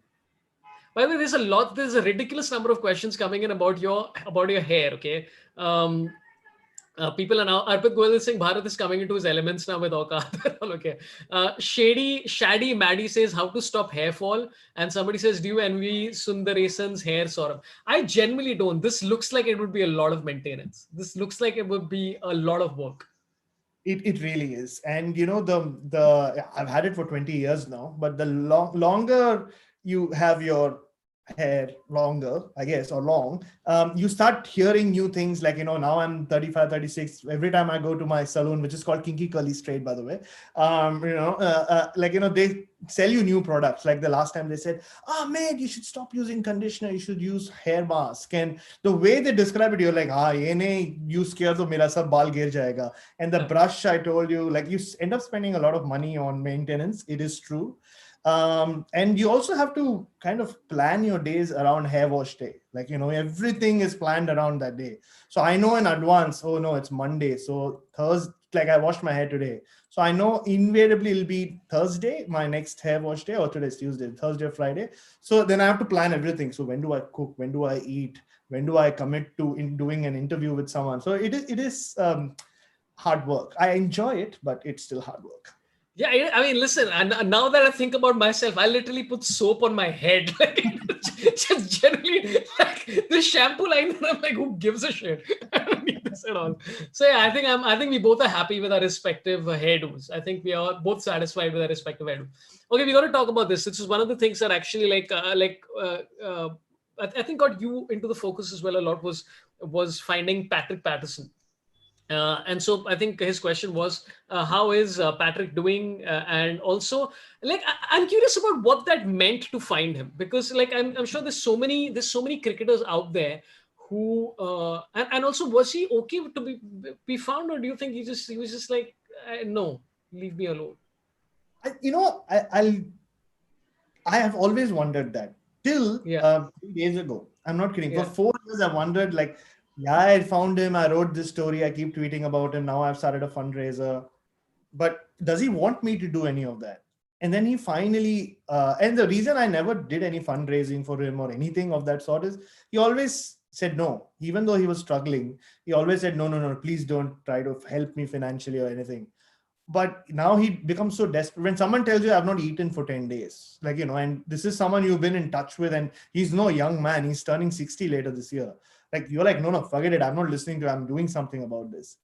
And in the last couple of conversations I've had with him, Saurabh, is when, like, he's spoken about what meeting me and me speaking to him regularly has done for him. Like, he's almost, it's been transformative in terms of what he wants with life. He wants to live. Like, his willingness to live had gone. He was just so hung up on the past and all that he'd become like, and there's the paranoia and everything else that I wrote about, that he just wanted it all to end to an extent. But now with everything that's happening, and he's hearing, like yesterday he told me this childhood friend of his somehow after this fundraiser found his contact, got in touch with him, and he's like, I haven't spoken to those people in 25 years. I wouldn't have happened if you hadn't come into my life and all that. So I mean, as a journalist, I always say, like, when you go on a quest to find someone or do a story, that's like the culmination. That's where it ends. Ki ho gaya, we have written the story, whatever, people praise you or they don't care, whatever. But for me, even when I met him for the first time, within like 20-25 minutes, I was like, shit, this is the beginning of something. Like, this is a beginning. Like, now it's like, he's my responsibility. I don't know why, or there is no connection between us. I'm some 30-year-old from India. He's like some 55-year-old from Jamaica. He last played a test match when I was 6 or 7 years old. There should be no connection, but it just somehow, it felt like, yeah, this is it. Like, abhi se ye mera responsibility. And I always treated him in that way.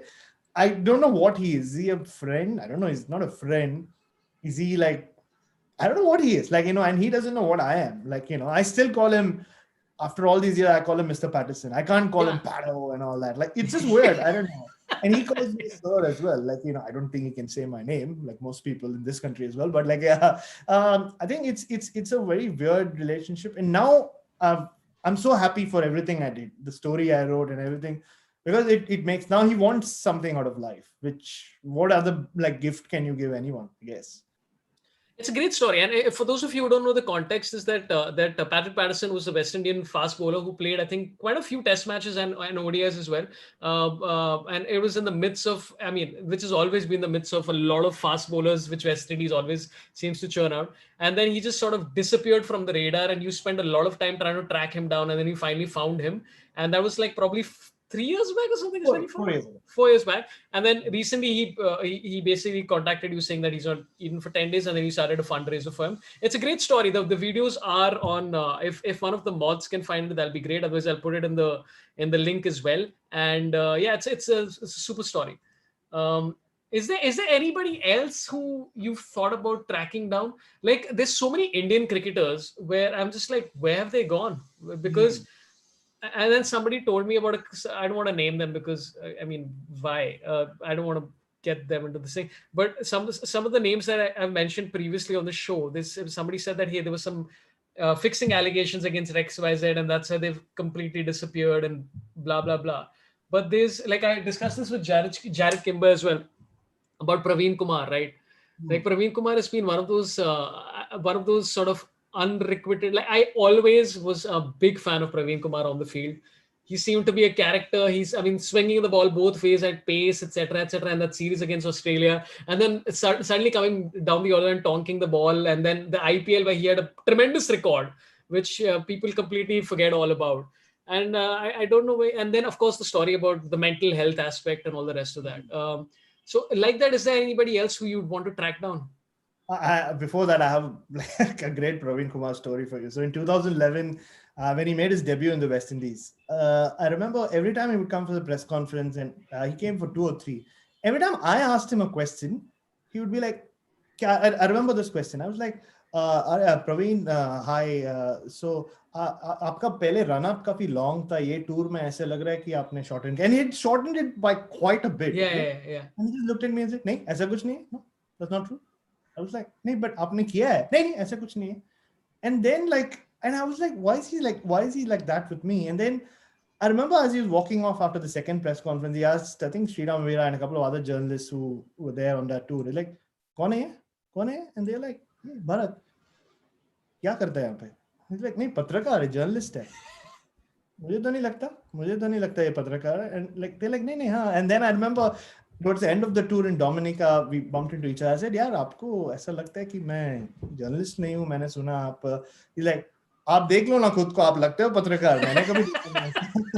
So he thought I was some random dude. So yeah, that was classic PK. But I think there are a lot of people who are out there who, like, even in the West Indies, like, Patrick Patterson is the one that everybody speaks about. On that tour, I remember not finding, but like writing on Winston Benjamin, like, who at that point was, he was putting boundary boards around the Sir Vivian Richards Stadium. It was written 2 or 3 days before the Patrick Patterson one. I bumped into Franklin Rose, what a character he is. Because if you remember, he had been deported from New Zealand and all that, so he'd come back to Jamaica. So, what is the reason? Why was he deported?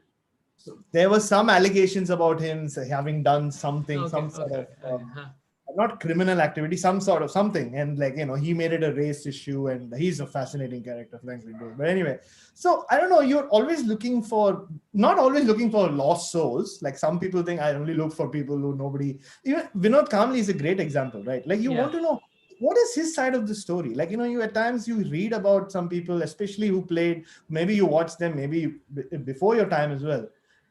You're like, what is the story? For example, I remember when I came to Australia for the first time, I went and met Len Pascoe, because you heard this name, obviously, well before my time. So you hear about Dennis Lillee, Jeff Thompson. Len Pascoe is supposed to be faster or as fast as Jeff Thompson. Right. They grew up together. They apparently used to have a hospital ward in Bankstown because Thomo and Len Pascoe played for the same club.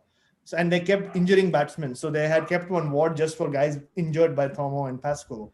And you hear these names, you're like, I want to know what he does. And you meet them and you're like, wow, like, he's doing something very different. I remember Brett Schultz in South Africa the first time I went there. And like, and he was again a fascinating interview because when the last time we had seen him, he was this madman, right? Big burly guy, left arm fast bowler. And when I met him, I remember it was he was waiting for his car to be serviced. So it was weird. And I met him and, he was bald and he was full of life. Like, he was so jolly. And I was like, at some point I said, are you the same guy? I need to be sure. Like, he's like, yeah. I mean, he said, I was always this person, but Kepler Vessels made me into, he said that you're almost like in wrestling. He said, you are playing a gimmick. You should always be nasty. And he said this story. I said, remember Eric Simmons, who then later on became India's bowling coach. They were playing a game against each other. And Brett Schultz said, like, we were great friends. And during the lunch break, Eric Simmons walks up to me and says, he hands me a picture. And I look at the picture and I'm like, it's his family. And he's like, hey, Brett, do you know these people? He's like, yeah, I mean, your family, I know them. They're wonderful people. Yeah, so can you please think about them when you bowl to me after the lunch break? And he was like, what do you mean? Like, he's like, no, please think about the fact that I need to go back home to them. And then I said, so what did you do after the lunch break? I bounced the shit out of him. Like, it was just, he said that Kepler Vessels had created this whole thing for me where I had to be this beast. But then you meet him after all these years. I think it's just fascinating. I think it's great fun tracking these people down. At times, it's not so difficult to track these people. And even with Patrick Patterson, like after everything that I did, that first instant when I saw him walk out of the house, my first thought was, was this guy just being private? Like, I built up this whole thing about, oh no, ye hua ho gaya, but is he just being, but then within 15 minutes, I realized, no, there is something like, not right here. Like, this guy has actually not met anyone in a long, long time. So, or not spent time with anyone anyway. So, I'm sure there are plenty more. There are guys I have approached even here in Australia. Some come forward, some don't. But you're always intrigued. You always want to know, like you do as well, sort of like with Vinod Kambli, like you said. You want to know, Unka, what is their story? People say a lot of things about X and Y, but very rarely do you get their side of the story. And often, like we found with Kambli and so many others, their side of the story is much more interesting than all these gossipy things that get said about them. Yeah, and also it's way more interesting to hear about. Like I still find it very irritating. Like I yesterday again I was googling Kambli, which I do every few weeks, and the comparison with Sachin is completely unfair, because to compare Sachin to anybody as a cricketer is literally there's 6 people who you can do that with in the world. And second is this assumption that people have that he was not a successful cricketer. He was a very successful cricketer. Dude, if you play 17 tests for India, 100 ODIs, and you play the Ranji Trophy, etc., you're a very successful cricketer. Like, so this thing that people say that he failed, maybe he failed at the level that you expect him to, whatever. But also, I mean, there is so many other issues riled into, like, I still find it very frustrating. Like, the more I think about it, the more I get frustrated about. I think there was some BCCI person who said he goes out and parties and then wears gold chains, and I'm like, go fuck yourself. Like, just seriously go fuck yourself. Like, that's just because you are coming from a background of like, hey, we don't drink and we don't go out, that doesn't mean every that prototype should be across the board. So so I mean, his story, like even Srisant, I thought was I keep discussing these people regularly, like even with Jared, like Jared interviewed Srisant, right?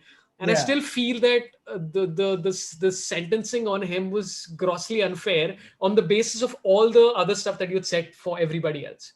Like I don't think it was like that. The number of the years was bizarre.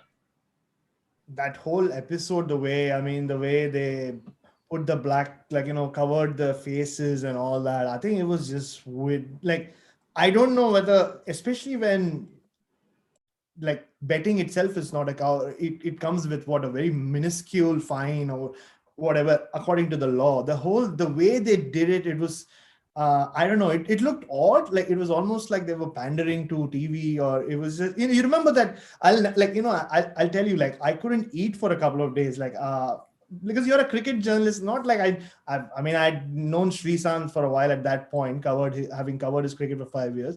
The others I did not really know, Chandila and those guys.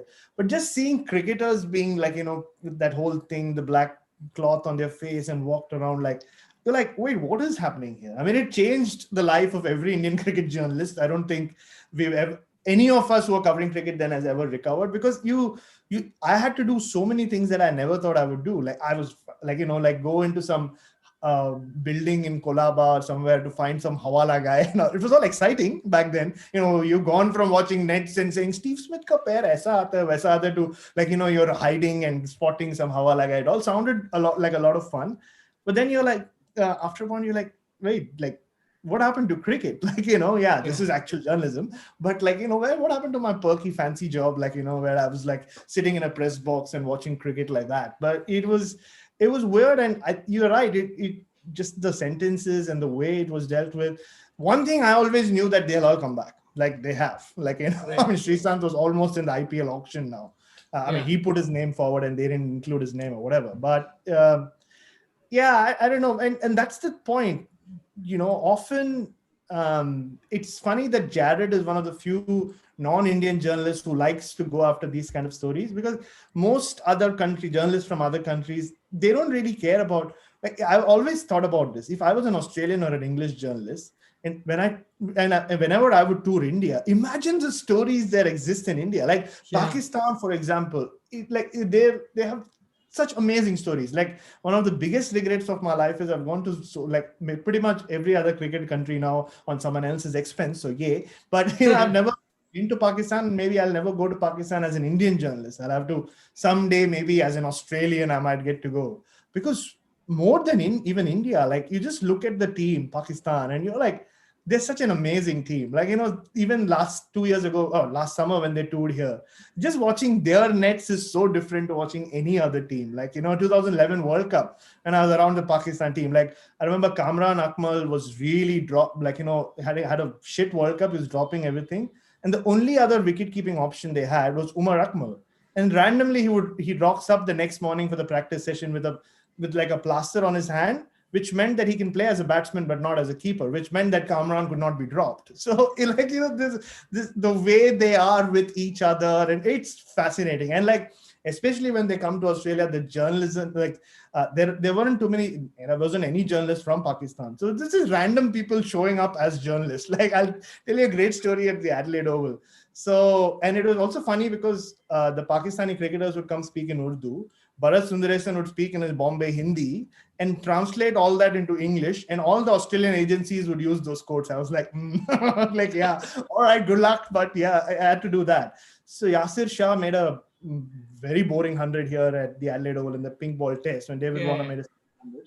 So he comes for the press conference. There were two like so-called Pakistani journalists sitting next to me, and they started asking these random questions and whatever. And as we're walking out, one of them will ask, Yasir, ruk jao. And like, and he's like, aap inko thank you bolo. Like, he's pointing at the other guy who hadn't asked a question. Aap inko thank you bolo. And Yasir Shah is like, yeah. And I just stood back to see what's happening here.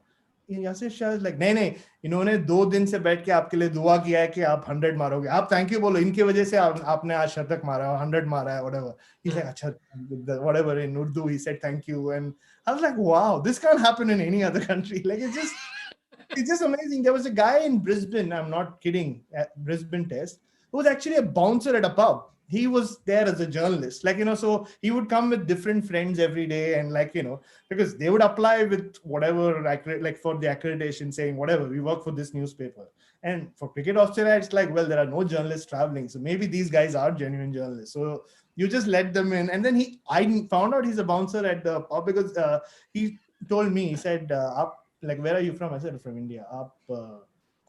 Night life पसंद है? No नहीं, ऐसा कुछ पसंद नहीं. आप आइए, बहुत अच्छा लाउंज बार है, ये है वो है. आप जर्नलिस्ट नहीं हो? So yeah, Pakistan is the greatest team to cover, man. I was just it's a regret. One of my regrets that I've not been there and not done enough of Pakistan. Listen, I'm so glad they all started on YouTube, because I completely agree. It's so interesting, like the politics, the passion, and also the talent. And dude, I enjoyed that Yasir Shah 100 because I love Yasir Shah in general, right? It was probably inconsequential, but I was very entertained by the fact that it's like Anil Kumble's 100, right? Where you're like, oh, you did it, man. Like, I'm happy for you. Exactly. Yeah. No. Yeah. And such a lovable cricketer as well. Like, very. You can see that. I remember the whole team was. You rarely see it in when a team is losing a test match, but the whole team was on the boundary edge when he was about to get to his 100. Like, you could see the love they have for him. Yeah, it was. It's always fun. It's always fun when you cover Pakistan, and especially when they're away from home. Like, they're just. I remember. I so many stories coming back to me. I remember this. Other journalists who came on day one at the Gabba, they were practicing. And Naseem Shah, everybody was talking about him. Like, Naseem Shah, 16-year-old, has lost his mother, the fastest bowler in Pakistan for a long time. And he was doing some crazy, he was doing planks for some 6 minutes. And he was doing some crazy like warm-ups, right? So this Pakistani journalist is standing next to me and he's taking a video of him, and then he's standing in front of the camera and saying, "Ye dekhiye, ye kar raha hai, wo kar raha hai." And I thought maybe no, they know each other, and like this is like the big must be a big story in Pakistan. And then at one point he holds the camera and "Aapka naam kya hai?" And I'm like, dude, like you're just randomly shooting a video of a Pakistani cricketer, not knowing who he was. Like, yeah, so. And also not even having the decency to ask somebody around, like, hey, No, iska naam kya hai? You have no, to ask no. this person directly. Kaun hai re tu? It's like Imran Khan, bhai. Like Imran Khan, whatever. It's great fun. It's great fun. Yeah, I think that's also the difference between covering in India. You'd hear a lot of people saying, "Oh, I love covering UP as a team," because you get those kind of very raw, rustic characters, right? Like you compare that to a Tamil Nadu team or a Karnataka team where like everyone's like pada likha and like in a sense, like there are not too many characters. You would find the odd character, but in UP and that part of the world, it's just. Yeah, it's the same with Pakistan or I'm looking forward to the Afghanistan test. I've not done much of Afghanistan. I'm guessing they'll be filled with characters as well. Oh, for sure. I mean, I'm glad they at least agreed to do a test with them, man. Okay, so Pratik, by the way, if you're watching, if you're enjoying this conversation, please do give a like. Let's we'll do 10 minutes first, okay, Bharat? Everything okay? Cool. So we'll just take 2 more questions and then we'll bounce from here. Okay, so do give a like, and I'll just take a couple more super chats from people who've popped in. Pratik Pandey says, whose bio are you writing next, and why is it Nesser? Who's Nesser? Or is it Nasser or is it Nesser? No, Michael Nesser. Yeah. Oh, Michael Nesser. Yeah. Okay. Well, is it? Do you have an obsession with Michael Nesser? I do. I've he's the only cricketer apart from Patrick Patterson who I've taken a selfie with. So no, I don't know. I just dude, I honestly, I mean, I follow cricket and I've heard the name, but I'm not too sure of who Michael Nesser is. No, he's just been the nearly man for Australia in the last 2 years or so. He takes a lot of wickets for Queensland in the Sheffield Shield. The only bowler throughout the Ashes of 2019, the only bowler across both teams who troubled Steve Smith was Michael Nesser. And I remember asking him this or telling him this, and he's like, really? No, I don't do it. I said, no. And watching Steve Smith in the net itself is crazy because he's talking to himself half the time. So one thing you don't like, initially you look at him and you think that who is he speaking to? Then you realize he's just speaking to himself. He'll be like, miss off stamp. Or he'll say stuff like, ooh, what happened there? And I remember Michael Nesser clean bowling him.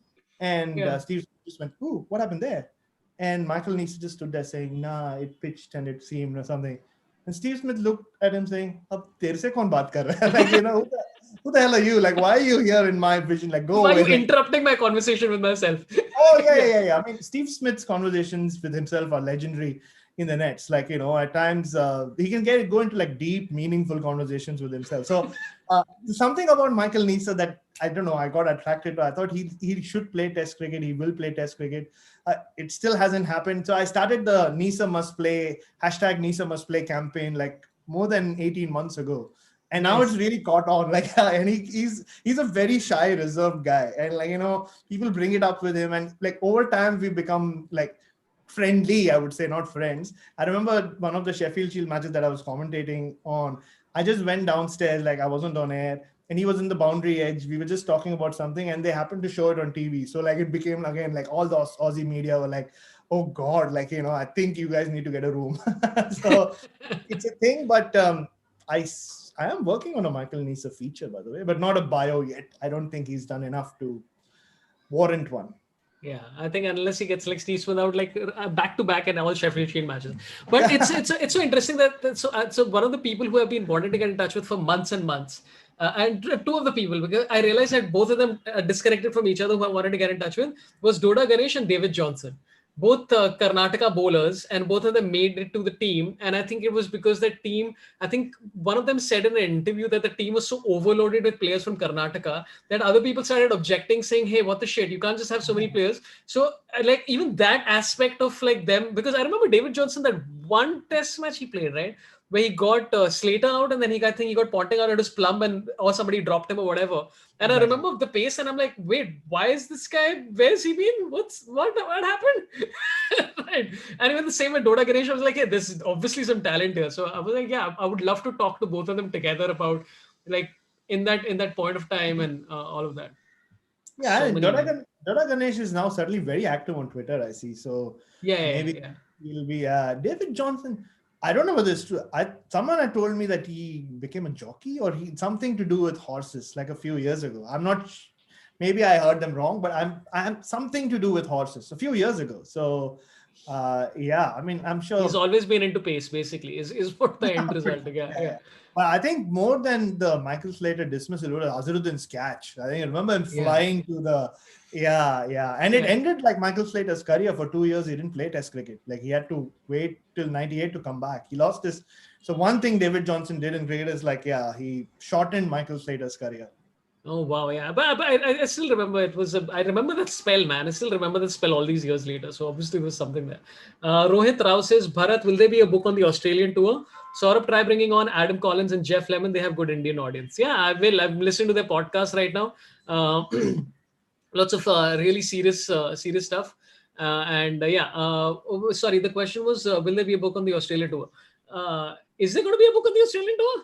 I think so. I'm working on one. Like I want to finish it off before the end of the year. There are a lot of people have asked me about writing a book on that series. I was just busy finishing off the Suresh Raina one. We had to answer one of your early, like one of the questions we had from one of the viewers. So yeah, that got done recently. So I've kind of loosely started work on it. I know it won't take too long. There's just so much that happened during the India Australia tour. A lot of people said I deserves a book. So I was like, for once, like with the Dhoni and the Suresh Raina book, I'll be very honest, Saurabh, I was quite reluctant at the start because you think of it as like a lot of work, right? You're already Yeah, writing as a profession. And with the first book, like Dhoni 2016, it was a year the movie was going to come out. And I knew kind of what the movie would be like, in India, sporting movies where he'll be like this superstar and like, yeah, everything except him wearing a cape will be true.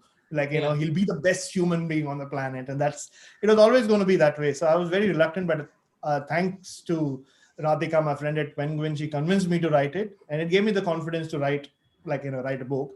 And Suresh Raina was the same because it was they approached me at the start of pretty much a month before the Indian tour was about to start. And I knew it would be crazy. I didn't expect it to be because it was not just the cricket, right?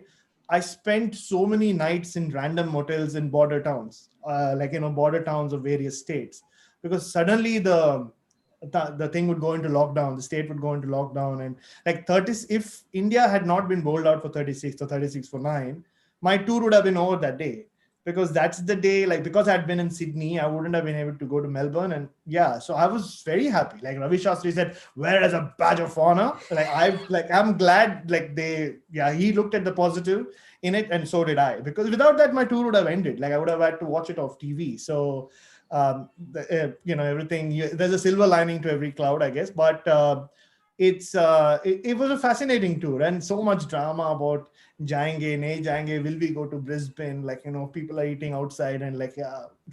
So there are a lot of stories behind the scenes that some which I could write during the tour, some I'm sure have so far been untold. So I think there will be a book. I'm pretty confident. Awesome. So this is already a book. Okay, last question for today. Well, this is a prediction, one of those prediction things. And you know what the question is going to be, which is that WTC final, who's going to win? And by how many runs? Give us the exact score. Who will win the toss? Who will bat first? Who will bowl first? Who will be number 7 batsman for New Zealand, etc. What do you think? It seems pretty this thing that New Zealand do have the upper hand, because you essentially have the England series as a warm up. You've settled into the whole rhythm of things, but you can't rule out this Indian team for anything at all in general. And Yeah. yeah. And I covered the last series, like I said, India and New Zealand. And the two test matches didn't go past 3 days. Their bowling attack is. You look around the world, I don't think there's a better pace bowling attack. I know Hazelwood, Cummins, and Stark, but Stark's stocks have kind of dipped, sort of he's not as effective as he was consistently anyway. But you look at Southee, Bolt, Neil Wagner, Kyle Jamieson. That's an incredible bowling attack. And considering Jamieson contributes with the bat as well, there's Colin de Grandhomme as well you can throw in. They'll be very difficult to beat. Like you said, the one advantage India have is maybe the New Zealand play those 2 test matches against England, a couple of them get injured. Like, the chances of getting injured while playing a test match, I guess, are higher than when you're not playing a test match. So it's not going to be easy because New Zealand pretty much crushed India the last time, and it was full strength India. But the only difference was there was no Rohit Sharma. Now Rohit's back, and he looked pretty decent in Australia, even though he didn't get a big score. So I don't know. I think New Zealand go in as favorites in my book, but like we saw with India in the last 6 months, they can do anything. Who knows? Like, between now and then, we will be back to T. Natarajan playing a test match. I'm not kidding. If I had somehow managed to get to Brisbane, I think I had a better chance of playing the test match ahead of T. Left arm fast bowler, there's he's like more marketable than Natarajan, I think. But I'd like to believe. So I mean, and that's what makes this whole WTC final so exciting, because there's so many, as usual with any test, there's so many things at play here. Where it's like even the team selection, like at the end of the day, will India play 2 spinners? Will they go with whatever? And Colin de Grandhomme with his new haircut. I mean, I'm really looking forward to that. I mean, loving it, absolutely loving it. This has been a lot of fun, Bharat. Again, please follow Bharat, and you keep doing videos, and there's a Twitter account and the Patrick Patterson thing. Anything you'd like to tell the viewers before you head out?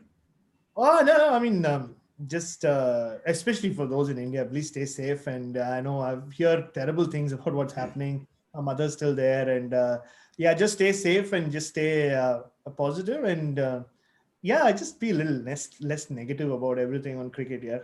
I think these days when I go to social media, it's like too much. People are just waiting to jump on you or jump on someone at the other. Like, I think we should just take slightly chill and enjoy cricket. And there's a lot of great cricket coming up, right? Like 6 test matches that India are going to play in England, and then the Ashes, and I don't know where India are going. India's going to South Africa end of the year. So there's a lot of exciting cricket, and stay home and watch cricket and watch Mel's show with me.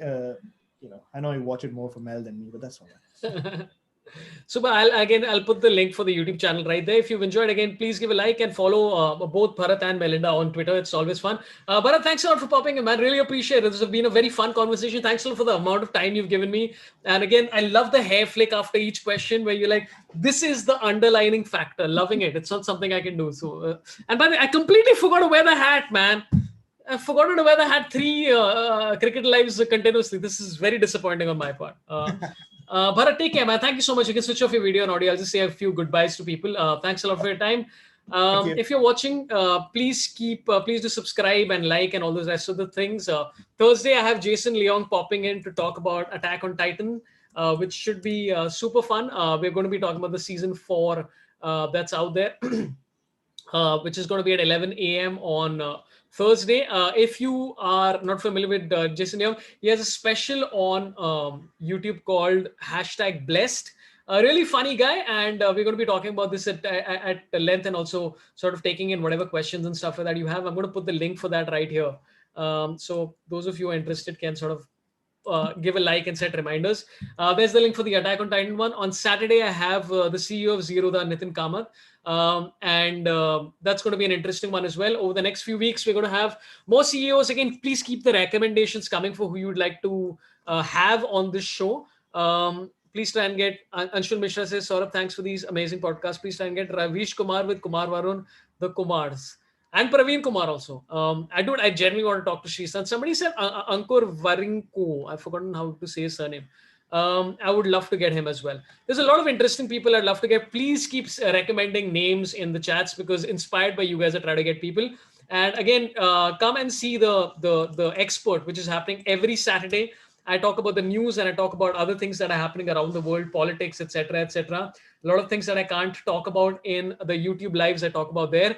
The last episode was super fun. Every week, it's a brand new episode, brand new content, and a lot of crowd interaction. So if you just want to spend money and talk to people, then do that. I am going to try and get comedian friends of mine to also pop in and talk about topics that they are curious about. Tickets for that are right up there, which is on Book My Show. You can watch it from pretty much anywhere. And if you're from outside India, not being able to get tickets, you can just drop a message on my PayPal and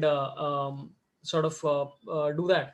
Yuvraj Patadia says, please try to get Radhika Gupta. Who is this CEO of Edelweiss. Oh yeah, sure, why not? I will follow her. I have followed her right now, and I will do some research and bring her. Please keep telling me who to get, and I will do that. Thanks a lot for everybody tuning in. Once again, follow Melinda and Bharat everywhere. I really appreciate it. Take care of yourselves, guys. Sarfaraz Huda says get Kambli or Azruddin. I have been trying for Kambli for 3 years now. I'm happy to talk to him. I'm happy to talk to Shisant. I'm happy to talk to anybody who is a nice person and civilized to talk to. So yeah, happy to talk to all of them. Take care of yourselves, guys. Subscribe to the channel. Thanks a lot for your super chats. Really appreciate it. Love you all. Marry me. Goodbye. Take care.